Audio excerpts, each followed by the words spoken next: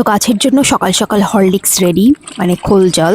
তো খোল ভেজানো জল, এটা 2 দিন খোল ভিজিয়ে রেখে দেওয়া হয়েছে। এবার এই ভেজানো জলের 1 মগ আমি পুরো 20 লিটারের যে বালতি হয় সেই বালতিতে মেশাবো, এবং মানে যেটা খুবই পাতলা জল হবে সেটা আমি গাছে দেবো। তো এই খোল ভেজানো জল থেকে গাছ নাইট্রোজেন, ফসফরাস, পটাশিয়াম, মানে এনপিকে এই সব কিছুই পেয়ে যাবে। আর এটা ফুল ফল সব গাছে ইউজ করা যায়। আর শীতের বাগানে তো ফুলে ভরিয়ে তোলার জন্য তো এটা মাস্ট দেওয়া, সবাই জানো সেটা। তো আমি কিন্তু আমার গাছে কোনো কেনা সার বা কোনো অর্গানিক কেনা সার কিছু ইউজ করি না। ওই গোবর মাটি আর এই খোল ভেজানো জল, এটাই আমার গাছের সব খাবার। তো এই জলটা 10 থেকে 15 দিন অন্তর অন্তর দিতে হয়।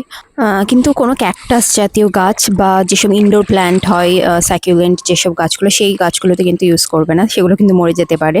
ওই জাস্ট শুধু এই ফুল গাছগুলোতে ইউজ করা যায় আর ফলের গাছে ইউজ করা যায়।